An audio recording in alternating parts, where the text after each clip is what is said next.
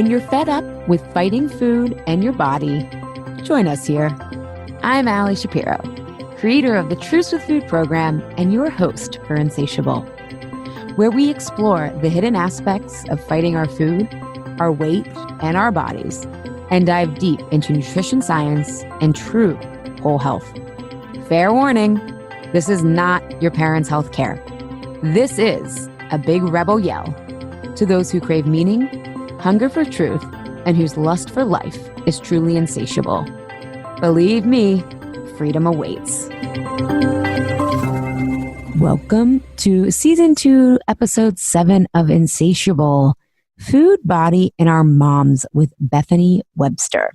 We all came from a woman and so have a mother. Some of us even have two, either from same-sex marriages or adoption. And we all have bodies. And we've all grown up under patriarchal conditions that tell us women are less than men, and their value is often in how we look. This reality can create quite a tangled web of body image and weight issues.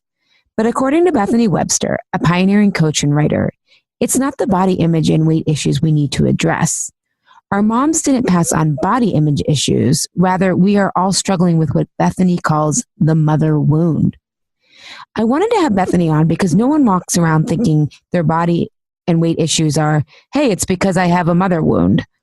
We might joke that we or the people we date and know have mommy issues, but how is this actually influencing how we feel about our bodies? What is our body image and weight issues about on a deeper level? We're going to get into that in today's episode and so much more, including the political implications of the mother wound and how every time Bethany and I talk about this certain topic, we lose subscribers and followers. I might even lose some listeners here once we discuss it. And it is what it is. Part of why I wanted to have Bethany on is because her process and expertise goes deep. I found it fascinating how many seemingly disconnected issues can be traced back to the mother wound. Her process is also radical in that healing the mother wound isn't about blaming our mothers, but rather looking at the larger safety dynamic it sets up within us, no matter how great or how awful your relationship is with your mom, and how we can start to take responsibility to expand how safe we feel in our lives so we can step into our power and increase our impact in the world. And selfishly, I wanted to ask Bethany if the mother wound is really the parent wound. Are we just focusing on women when our safety is tied into our family unit and community, including our dads? You'll hear her answer and powerful steps to start exploring your own relationship with your mother in a constructive, empathetic, and helpful way. A little bit more about Bethany. She is a writer, a transformational coach, and international speaker. Her work is focused on helping women heal the mother wound so they can step into their full power and potential. She teaches workshops, an online course, and offers a coaching program for women leaders. And you can find more about her at themotherwound.com. And insatiable listeners, this episode concludes our last in our Season 2, the Feminine Perspective series. I will be replaying episodes I think are important for you here again this time of year. And I'll also be back around the spring equinox with a brand new season. So enjoy today's, go back and listen to some of the others from the season you didn't get to hear, and sit tight for some important episodes from the archives that, given it's a different time and place, you'll probably hear different things as you progress on your journey. But first, enjoy today's incredible episode. Thank you so much for being here today, Bethany. This is going to hit home for so many of our listeners, discussing the mother wound and how that relates to body image. And also I want to bridge to our bigger political body in terms of what's going on, as you've just written a really great piece. So let's open up with what is the mother wound and how did you discover this? Yeah, well, the mother wound, I like to talk about it having 3 different levels. It's got a personal level, cultural, and spiritual. The way I came to be talking about this topic, it's not something I ever really expected to kind of specialize in. It's really an organic byproduct of my own healing journey. And my way into it was really just struggling with my own mother wound. And it was something that I tried to avoid as long as possible. But long story short, once I started looking at it on a personal level, it really transformed my entire life. As I healed more and more on my own personal level, the relationship with my mother, how it impacted me, I began to see it everywhere, on a cultural level and on a spiritual level. I began to feel more and more reconnected, with my own body, with life itself, with other people. So it's really a big wound, for a lot of us on many levels. But to talk about the definition of the mother wound, I really see it as a byproduct of patriarchy, really, which means living in a culture that devalues women and, says that women are less than men, you could say at a very broad level. And what that does is it creates a distortion in the mother-daughter relationship where it's hard for mothers and daughters to be both equally powerful and equally loved. There's a sense that there's not enough. It's kind of creates a backdrop of scarcity, of personal power and love between women. It makes it really challenging to love ourselves and to love each other. So that's kind of the cultural impact and the cultural atmosphere that gives rise to a lot of these personal problems, between mothers and daughters, and also between women and within women ourselves. On a personal level, the mother wound is really something that's in us. It's like, because our mothers are really our foundation for how we see ourselves and how capable we feel in the world.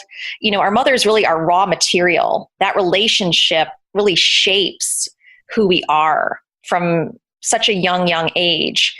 And so that's why it has such a big impact, but it's something that lives in us. So to heal the mother wound, we don't have to necessarily have a harmonious relationship with our mother. Ultimately, it's really about our relationship with ourselves. Yeah, you just said so much that I kind of want to circle back to. I think, Sure. I often hear from clients, I just feel like when you talked about it made you feel more connected to life. My clients and listeners as well here, I've often heard from them, like, I just kind of feel like I'm this, I say it's like a bobblehead, right? Like I'm just this floating head, always trying to manage things. And I think that's a big sign of, and what I've heard you say in other interviews, and I agree with, is the mother wound is also about safety, right? Like how safe do we feel, and how much, not just physical safety, but emotional safety of like, how much risk can we take? Can we ask for what we want? All these type of things. And it really disconnects us from the present, right? Because we're trying to make sure that we're safe. And I think that's so beautiful how you described when you heal it. It's almost like sometimes when this stuff is, we don't know what to call it. We have to know what we don't have, right? And that connection to being in our bodies and present is often because we're just these bobbleheads trying to make sure that we're not at risk.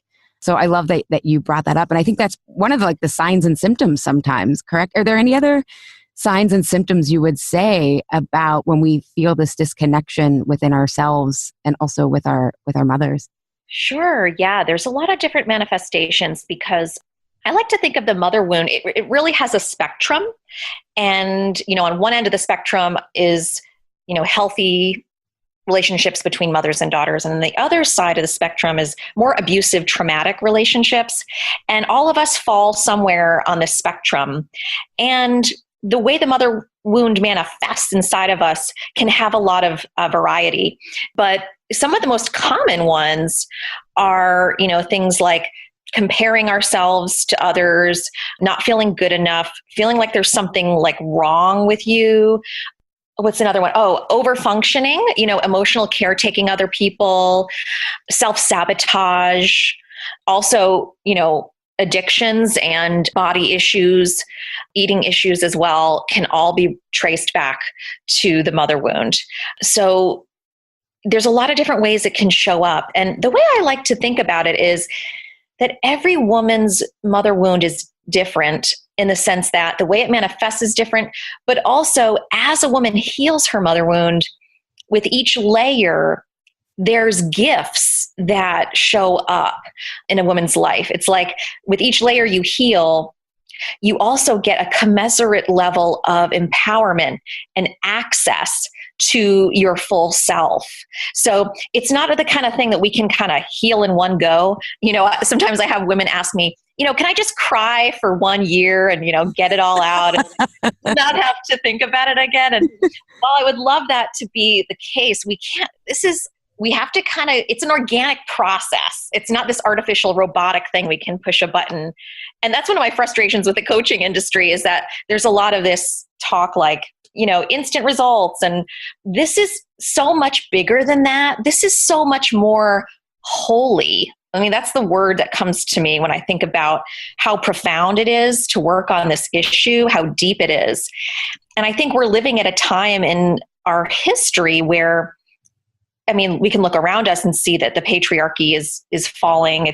We've got dysfunctional systems everywhere, and the mother wound is part of that. I think it's really inspiring and exciting that so many women around the world right now are ready to look at this issue, which a lot of our mothers and grandmothers weren't conscious of or were terrified to look at. So I think it's exciting that we're looking at it collectively, and women are really supporting each other as well in doing this deeper work. So it's really tracing back to what the real cause is of a lot of the issues that we deal with. And that's one of my goals as a writer and a speaker and a coach is to really help people see that a lot of the problems that we experience on the outer level, personally and culturally, really stem from these very deep inner wounds, the mother wound being, I think, the biggest one. And when we can commit to a process of deep inner work over the long term, kind of let go of the need to be done and the need to be healed, but rather see it as an adventure and a deep, holy process, then I think we can really transform things on a larger scale. Yeah, I love that you said that, because our work is very parallel in that, with food and body image issues, at the core of it is helping my clients feel more safe emotionally and, Yes. and at home in their bodies. And they find it, I love that you use the word holy, because what we're really doing is reclaiming parts of themselves that, they never really let themselves look at because of that sense that it was inferior or that it wasn't, good enough and that you had to be done. I loved how you say that, there's an end point. And I find that once they start to get the kind of relief, when you really get to root cause resolution, they really fall in love with their own story in a way that they hadn't before. And it really becomes epic, right? Because you're like, oh, this is freeing. And I see the benefits of going deep rather than just sticking on the surface. But you have to have, to your point, a really trusted guide that knows what to look for and to tell you it's okay to struggle, because so much of the coaching industry is, oh my God, let's think positive. And what do you want? And how do you want to feel? No one says, oh, I want to feel uncomfortable and change, right? Yeah. But I think to that point, and I'm glad you brought that up, is that why this mother wound is so hard to identify, and why our mothers have it, even men have it, everybody has it, is because the systems itself. I look at healthcare and I can see the mother wound in healthcare and how women, whether it's considered disability when they're growing another human being, and how we treat women when they're in labor, or how women are dismissed when they say that they're in pain in the medical system. It's in all, the mother wound is in all of our systems because we're not addressing it. Exactly. And I think all the crises that are surrounding us now are pointing us inward to that cause, as you were saying. And, our outer unsafety, if you want to put it what's happening with the planet, it's causing us to have to create an inner safety. And so it's all about inner safety. And so many of us as kids, growing up in dysfunctional families to some degree, whatever degree, there was usually some kind of places where we couldn't be our full selves, right? So all of us got the message in some form that, it's not okay to be who you are in some way. And so a lot of us created these compensating patterns to survive, emotionally in our families. And the thing is, these very patterns actually keep us safe. They kind of are like a life raft.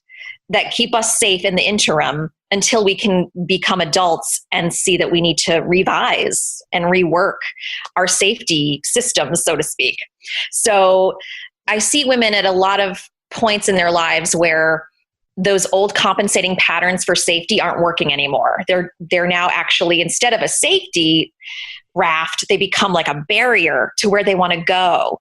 And so at that point, it's time to dismantle all those false structures in us that actually support a false self. They don't support the real, whole, inherently lovable and precious self that's inside of us.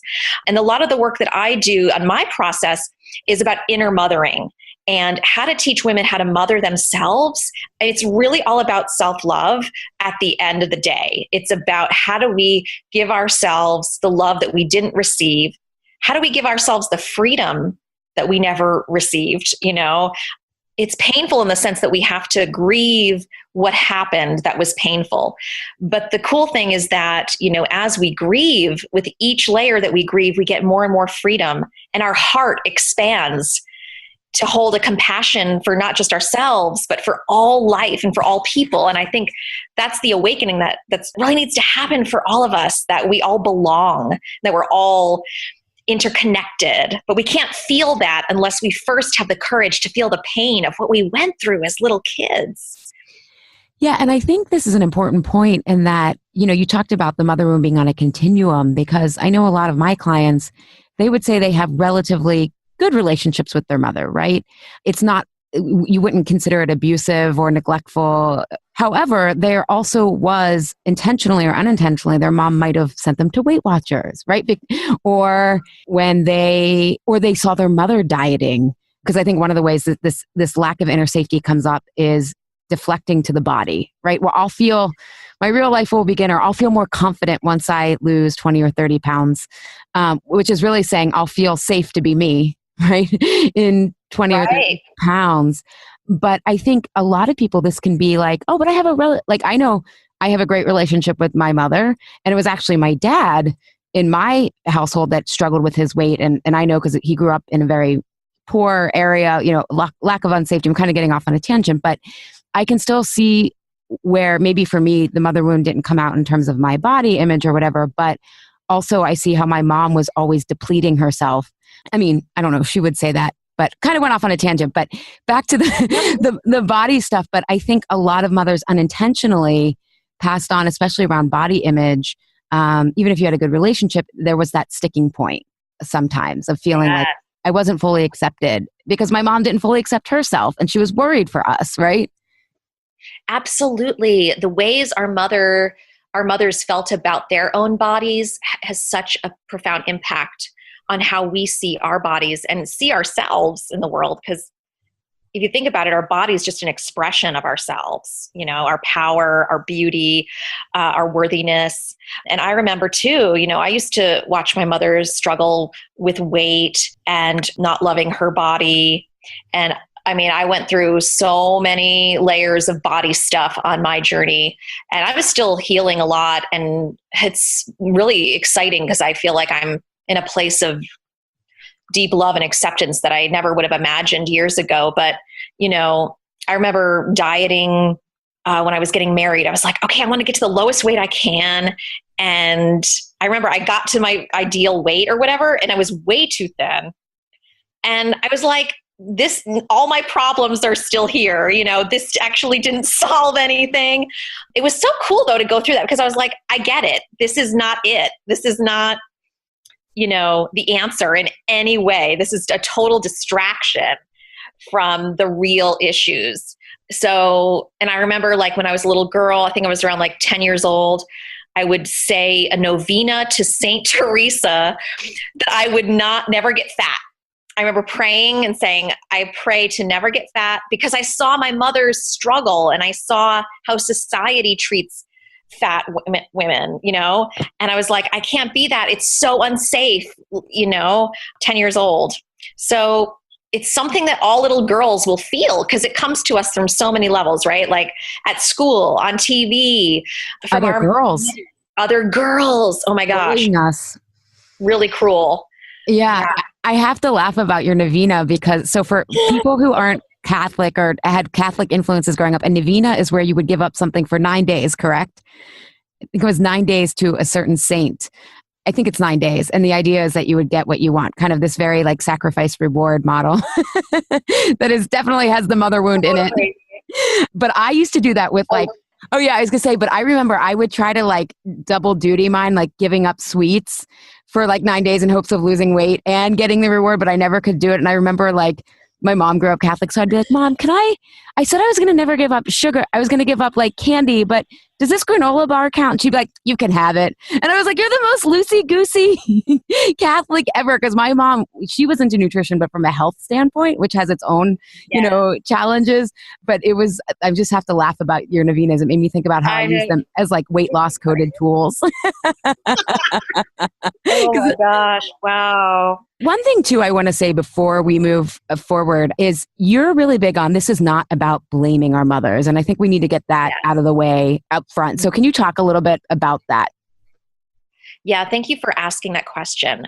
Yeah, and this is really, really important for everybody to understand because I find that the women who suffer, a lot of us are suffering with the mother wound alone because they're thinking, if I look at my relationship with my mother, I would be automatically blaming her.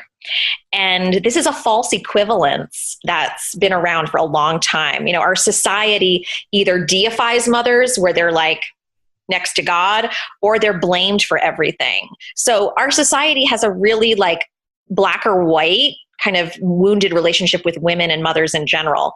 So the really big healing opportunity is for us to see that looking at the relationships with our mothers is not about blame at all. It's actually, if you think about it, it's like using our relationships with our mothers as the enormous source of information they are about who we became to be who we are, right? So, you know, mothers aren't perfect. They're human beings with their own journeys, with their own mistakes, their own flaws, their own dreams. And this is really about, you know, yes, your mother may have tried her best. You know, that's one thing I hear a lot is people are like, well, I don't want to look at how my mother harmed me because she just tried her best. And I need to just look at that and not even, you know, look at any anger or negative emotions with her. But the truth is that, yes, your mother may have tried her best. And the second part is your feelings matter, you know? So it's not, we got to move outside of this wounded idea about mothers and daughters. We have to go beyond the blame game and go into really how this relationship serves as, you know, something that can limit us, but also something that can liberate us beyond anything else because it has this amazing kind of deep roots into, you know, how we are, who we are. So it's not about blame, but it's looking at how can I be the best woman I can be? How can I be the most actualized and fully realized woman and reach my full potential? That's how I see healing the mother wound is really this doorway into, you know, self-actualization for women. Because if we don't look at this, and this is the risk. This is a very big risk. If we don't look at the mother wound, we end up stalling our potential, you know, living way below what's possible for us and staying small. And our world needs more empowered women right now, more than ever. Yeah, and like truly empowered, not kind of still walking around thinking they're empowered, but wounded on the inside, right? Like, because you have all the external trappings. And I think one thing that you said that's really important is when we look at these patterns and we think, oh, I don't want to blame my mom. I don't want to be angry. Part of the reason there's so much charge around them is because they aren't healed. The more that you heal, the more you can look at things as quote unquote, they are what they are, right? What I call a truce, very neutral. Yeah. So I think the feeling that they're so charged is often a sign that, oh, there's work to be done because I still feel like maybe it is my mom's fault or like there's still residue there, which is a hint that, hey, there's an opportunity for more freedom, more healing, and more compassion. And I like, to your point, like taking up more space, being more empowered. Another great thing that I thought you said, and I just kind of had this like, I see this mirrored in so many of my clients' black and white mindset. You said we either say, oh, we celebrate women as being perfect and close to God, right? That they sacrifice for everyone else and that they've done everything for their families, or we demonize them when they do anything that is out of the quote unquote role. That's very much mirrors people on a day-to-day level, their black and white thinking. Like, I have to be totally over-accomplishing, over-performing, or I'm nothing, right? And so I think for people listening, that's a huge sign that potentially this pattern's operating. If you feel like you don't have, I call it room for error or imperfection, right? that imprint is there sometimes.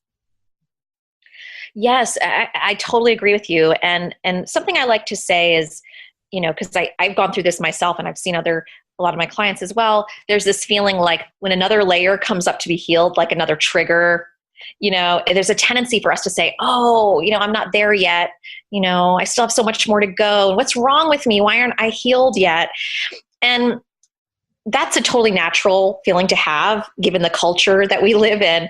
But I think it's really important for us in order to truly reach our potential and have the kinds of lives that we deserve and to realize our worth is to really develop a new kind of relationship with our triggers and instead, celebrate. When you get a trigger, what it means, it doesn't mean you're bad or unhealed or defective. It really means that you're actually ready to graduate to a new level. Like, there's a big thing that's ready to be healed. And on the other side of it is waiting for you, a whole new realm of possibilities. So that's how I look at it. And it took me years, like 20 years of consistent therapy to be able to really live that. But life becomes so much more fun when we can look at it that way, rather than spend a lot of time in resistance and self-judgment when, triggers come up. Because the truth is, as human beings that we are, we heal in cycles and we heal little bits at a time, gradually, just like the seasons, that they change and they, spring doesn't come before summer. Or summer doesn't come before spring. There's like a real wisdom and organic, timing to things. And I think the more we can flow with that and embrace that and love that, the more exhilarating, life becomes. Yeah, that reminds me. I had a client that she's pretty far along on her path and her healing path, but of course things always come up, and she had just taken a program that I offered in the fall because she needed a tune-up and found herself, slipping. And I was like, oh, that means something new is up for your psyche feels strong enough to address something, new and deeper. And one of the things that came up in one of our sessions was she was talking about, she's like, her and her mom, again, had a great relationship. She's like, but it's the holidays. And she's like, my mom was always doing Slim Fast or always doing something. And she's very thin as a result. And she's like, but I didn't want to do that because I knew it wasn't healthy. She's like, but then when she says certain things to me about food, I still feel triggered. And why is that? And we started talking about, I said, you more deeply feel like she's kind of, that again, that unconscious competition is there and she's winning and you're losing because you feel like you're slipping or you're not as thin as her. And she was like, oh my God, that is totally it. And it was so freeing, rather than being like, oh my God, so she was able to look at it in a completely different angle and realize that she was unconsciously competing with her mom, even though she would have never thought that because they're close, but it just made for a much better holiday season. And I think that kind of is a concrete example of what you're saying about liberation happens when we can see this stuff. And I don't know about you, but I find that often the beginning of healing is the hardest because you've never been through the process of struggle before and knowing that you're going to get through the other side with the liberation. Like when you're first starting, you're like, oh my God, it's just everything's dissolving. This is tough. And there's, that gap between the relief versus once you've done it again, you're like, at least I know this is going to be hard, but I know there's going to be a payoff. Do you see that with your clients? Yeah, totally. Absolutely. And I think that's my hope for our culture is that the more people kind of get the hang of it and embrace the journey as, the deep journey as a way of life, like transformation as a way of living, the more we'll be able to have more rapid change that we need, and each of us on our own journey is important to the collective, so it might seem unglamorous to work through some deep stuff, but that's the real work. That's the real change. Yeah, and when you do the deeper work, a lot of things, like, you think you have all this stuff to change, but a lot of other things just clear up on their own. Like, I always tell my clients, I'm like, part of the success is what's no longer there. So keep paying attention to the fact that, like, oh my God, I no longer obsess over like what I'm going to eat. I no longer feel like I have to plan my meal. Like, remember that, like, this is often what isn't there anymore, including what is there. So one of the things that you talk about, and you had just mentioned earlier, but is that we have to transform the mother within us. And can you talk a little bit about that? Because all of us have, I always joke, like, when we're eating, there's a crowd at the table in our head, right? There's all these different stories competing and characters. But can you talk a little bit about the inner mother and mothering the inner mother or the inner child, or however you approach it? But I think that's a really interesting concept, that we've internalized our mothers. Yeah, absolutely. I mean, for most of us, our mother's voice kind of becomes our own inner voice. So, we begin to talk to ourselves as we develop in many similar ways that our mothers spoke to us. And with time, we can recognize, like, wow, that's not really how I feel, or this voice in my head is actually harming me. It's replaying either my mother's beliefs or the culture's beliefs or whatever. So that's an important point, is to look at, what your mother's beliefs were, how she spoke to you, and are you talking to yourself in that way? That's really key. And then taking some distance and taking a step back and realizing, is this really supporting me? And what do I really want to create, and how do I need to feel about myself in order to do that? And so, there's a lot of different steps to it. Some of it is looking at what your mother didn't give you and what you really needed, which I call, like, it's like the mother gap.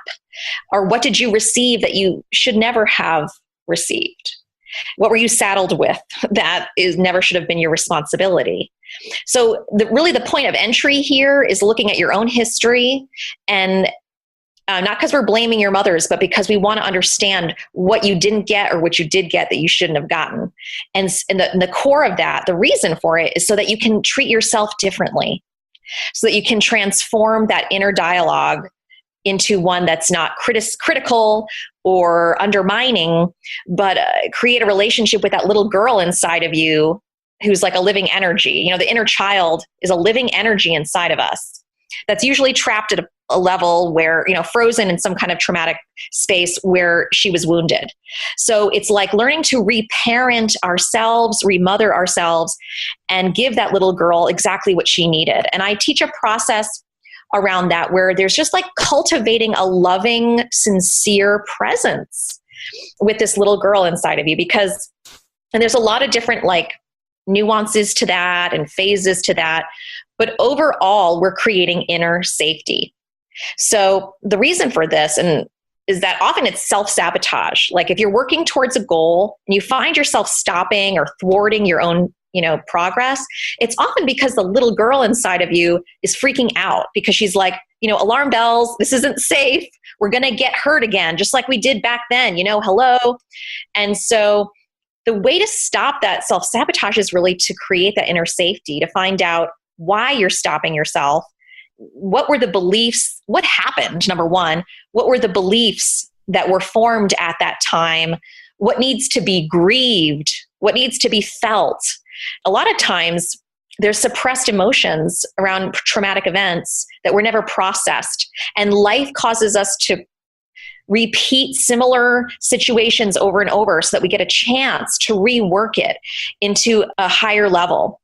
And that's really the cool thing. Every time there's a trigger that it's replication of the past, we get a chance to find out what happened for our inner child at that time. What did she need? What emotional process needs to happen? And then that opens up a space for a new choice, a new choice to be made, a new empowered action step. And it's about, helping her feel safe, number one, and then also differentiating, like, this feels like the past, but it's not the past. We're in the present, and there's new choices for us here. So helping that little girl inside of you realize, wow, I'm actually not stuck in the past. There is a whole new safety level here. But the way that happens is through relationship. We got harmed in a relationship. and we heal in relationship. So part of that is creating an inner relationship within yourself, and then also getting outer support that can help support, that connection, that bond. What we're doing is we're really creating an inner bond that transforms the original bond we had with our mothers to whatever level that it was subpar or not optimal. Then we patch that up. We create a new kind of bond that's truly healthy and truly supportive within you. So what this means is that life begins to reorganize itself around you as you do this inner work, and new possibilities open up with each new step, with each new trigger that you respond to differently. You get, all this new energy, expanded capacity for pleasure, and to love yourself as you are. Like right now, to really feel that you are lovable, you are whole, you are inherently precious and irreplaceable in this world, and to live as that. And I think that's what a lot of us missed to some degree. Many of us, because of our cultural conditioning and whatever traumatic family wounds got passed down, we got wounded. And so in adulthood, we get all this opportunity to repair that. And there's something magical that happens, I think, as we do this inner work. When we do it, we actually hold a different frequency, I think, that really inspires and elevates others. Yeah, what you said was just so spot on. And I think for listeners, one of the big challenges is that the way that often our mothers and I want to ask you, actually, that reminds me of a question I want to ask you. The way that our mothers talk to us, we've so internalized that we don't know it's not how we're really feeling and thinking. Right. Because our whole culture is awash in this mother wound. It's like a fish trying to see it's in water. So really slowing down, and what Bethany said is spot on, and slowing down and saying, is this how I would really think about this? Is this what I really need? Can start to create that separation and saying, oh my God, this is what my mother would have said, rather than this is what I'm thinking. Don't you find that's kind of like one of the biggest challenges, is being able to recognize that it's not your own voice or your own preferences? Yes. And I remember, like, when I started my own journey when I was 19, I thought I had a great relationship with my mother. I wasn't able, I knew I was in pain. That's all I knew. But I didn't realize, it took me a lot of years to figure it out, that it came from my history and what I grew up with, which was very well-meaning and well-intentioned and all of that. But there was like wounding that happened. And I thought, I have a great relationship with my mother, but come to uncover it, it was like, nope, that wasn't great. But I didn't know anything. I didn't have anything to compare it to. So yeah, learning to kind of differentiate oneself from what you received from your mother, the legacy of your lineage, And I think in our culture, we don't have places and spaces where we get to do this kind of inventory and introspection. We kind of just replay it, we grow up and we just like run with a program until we get mired in some kind of painful situations. And we're like, what's going on with me?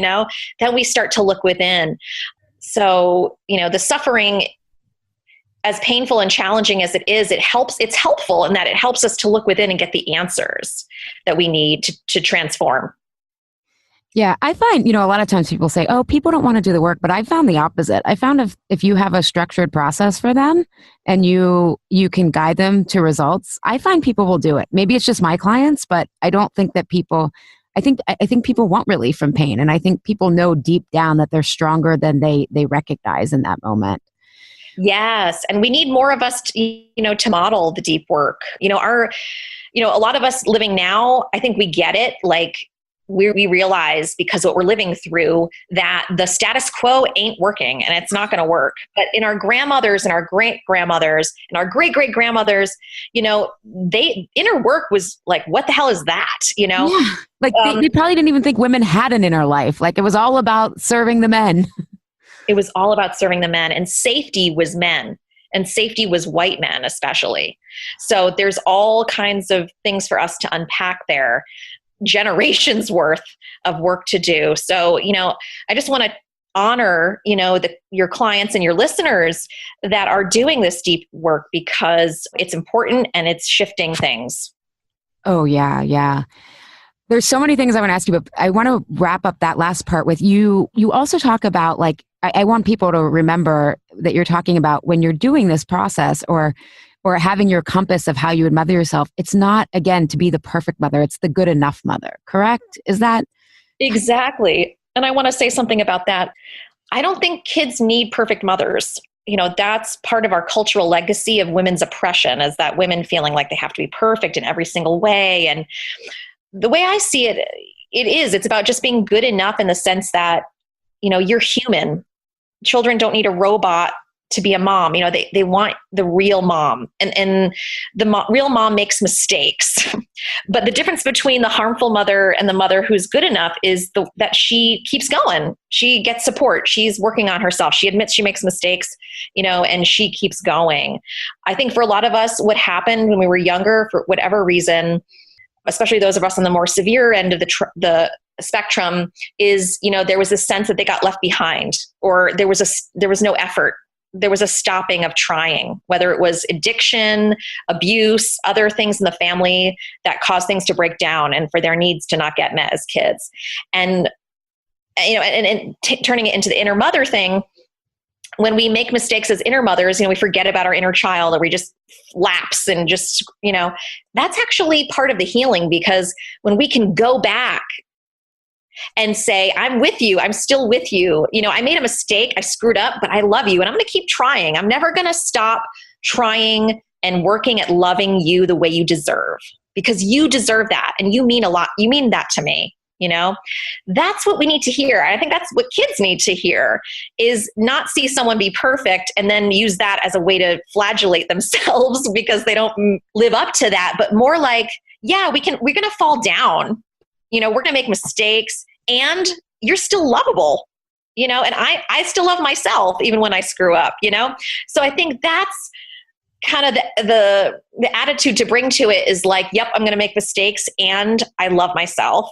And same to the child, I'm not always going to be there for you exactly when you need me to, but I promise I will as soon as I can. And I'm always going to love you, even when I mess up.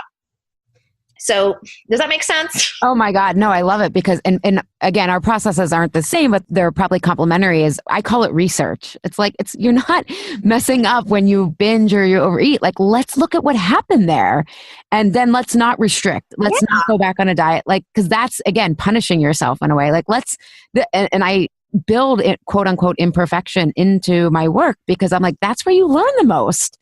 Like, you don't learn things as well when everything's going your way, because you just don't know what you don't know, right? So, no, I love that. I think both of our processes are very meta. Like, the design is designed to heal not just what people are doing, but that forgiveness and that room for error and messing up. Yeah. And I just want to say, I think like what we're doing in a sense, and what the healing is from this kind of process, is that we're learning, like as kids, some of the pain that we experienced was around something, not being loved because something didn't go right. Love being withheld, or there being punishment when you made a mistake of some kind. And we actually need to make mistakes in order to learn that we're lovable and that we're safe.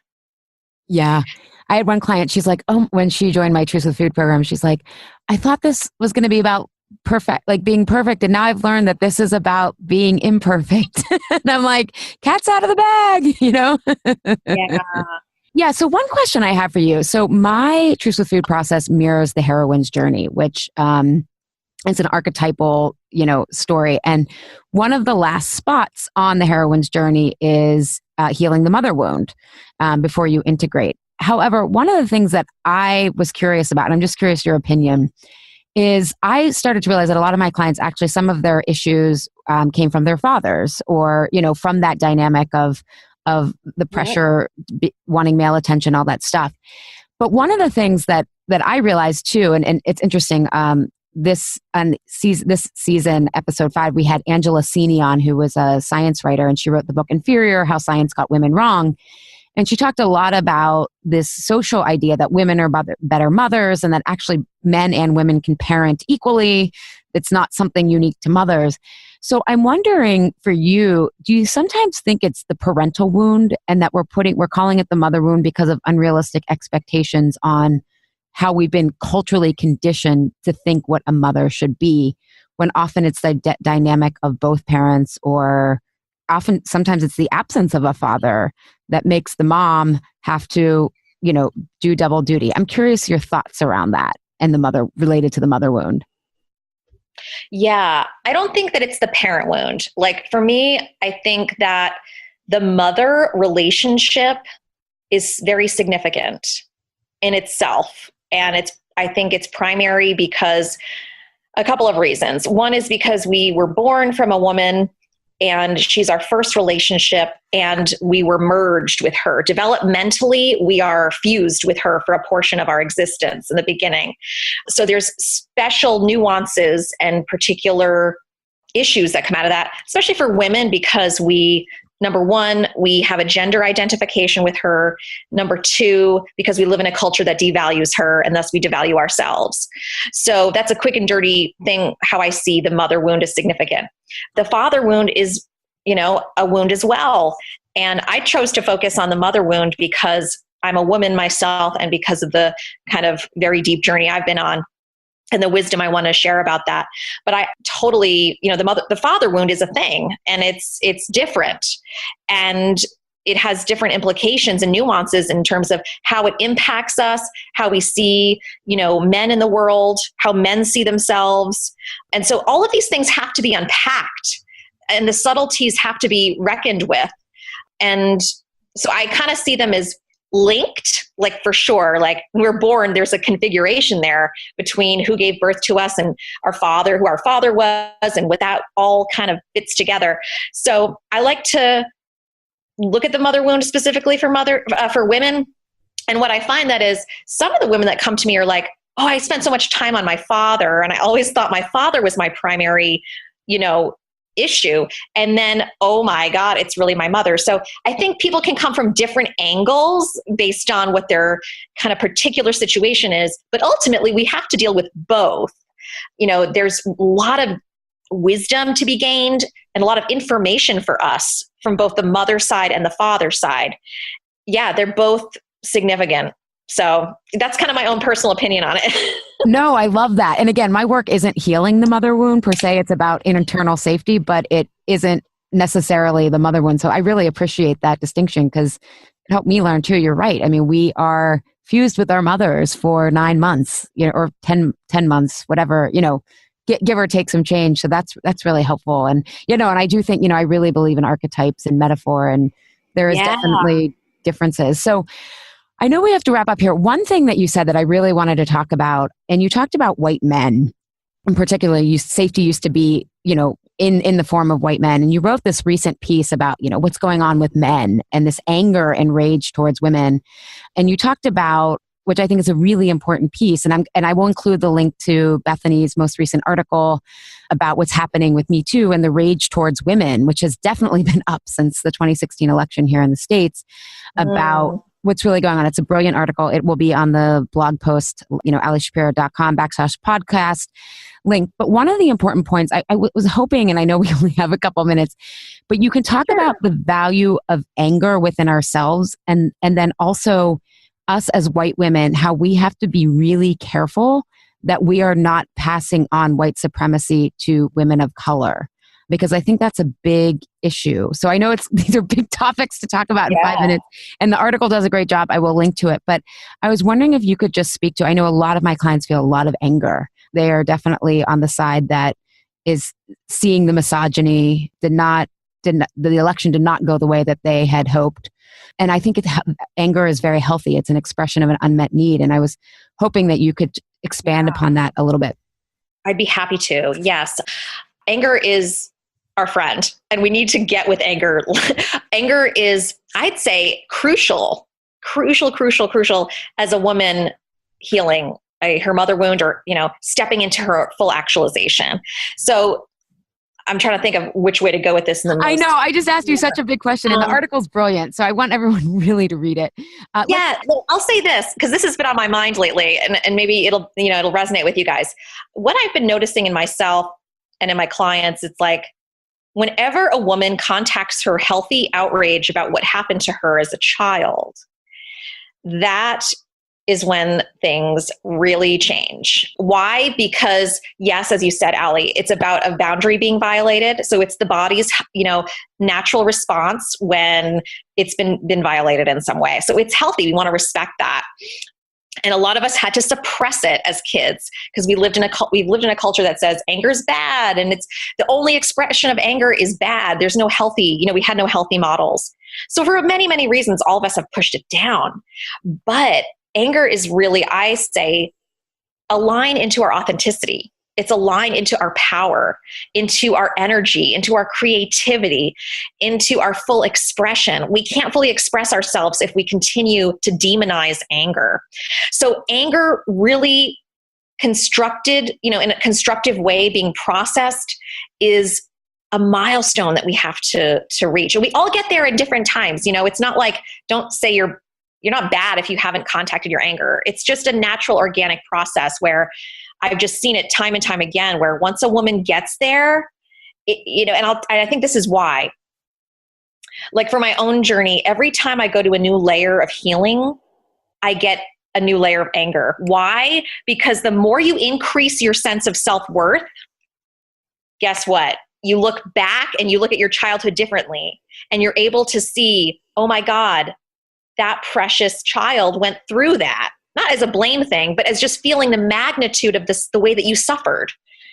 Like you suffered a lot. And when you feel healthy outrage on behalf of the child that you were, that becomes fuel that allows you to have really strong boundaries against the things in your present life that deplete you.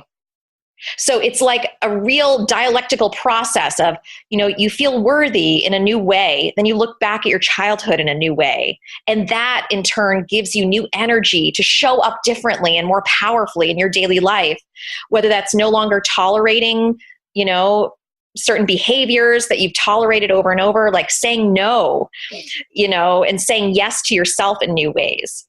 So I think anger is an essential part of the journey. And so learning to befriend it, to embrace it, to give it a healthy place to be processed, really let yourself process it, like in a place that's healthy and safe is the most important thing. So does that make sense though, Allie, what I was just saying? Oh yeah. I mean, I can give you a client example and a personal example. A lot of my clients, whether they've been put on the birth control pill or an antidepressant or whatever, and as they get healthy and start to realize that they should have never been put on that, they're like, I am so angry that I was just given this as my only option.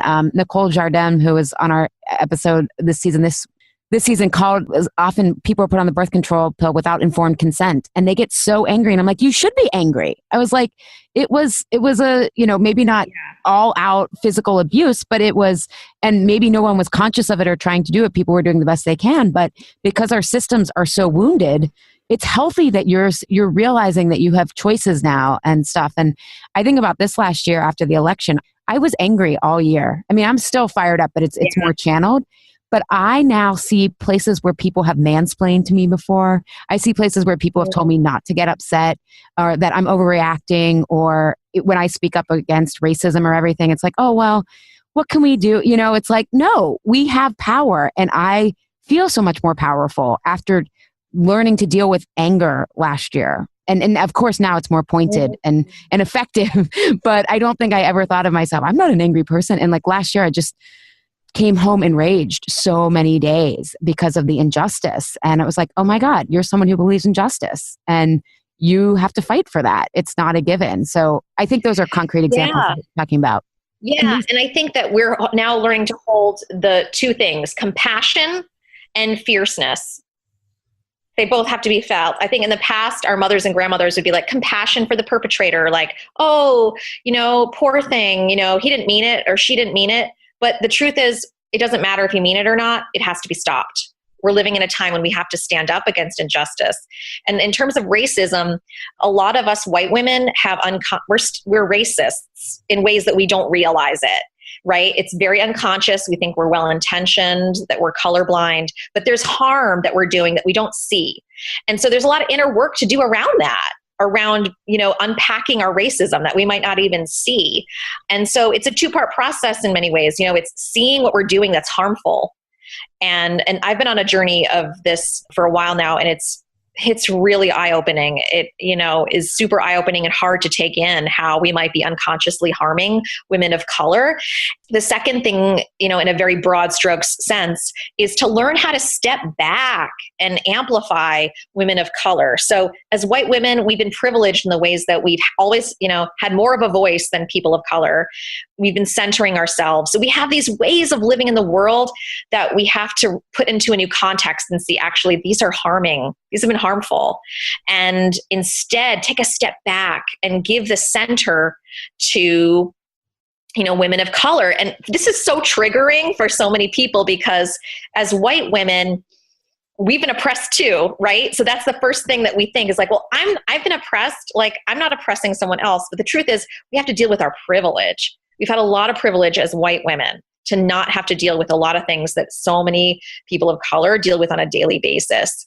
And it also comes down to, like, we have to lose something here. We have to be willing to lose something.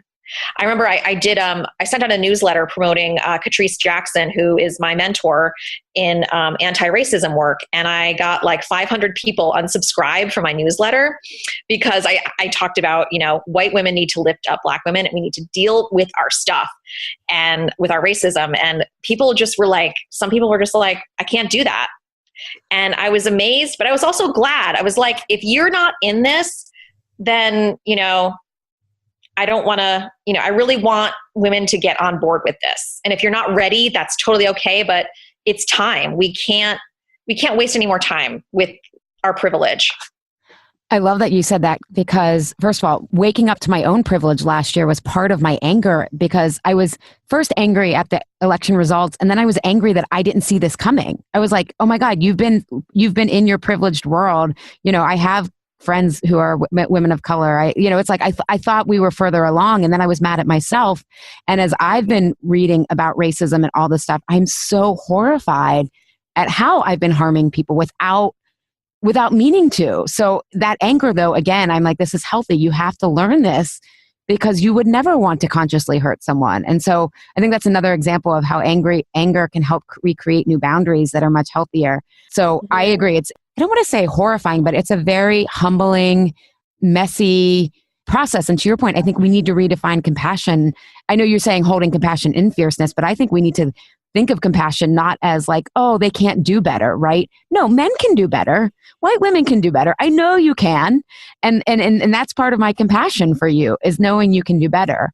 So I appreciate you sharing that. And I have to laugh every time that I post, I donate a portion of my proceeds to my groups to Black Lives Matter and Southern Poverty Law Center.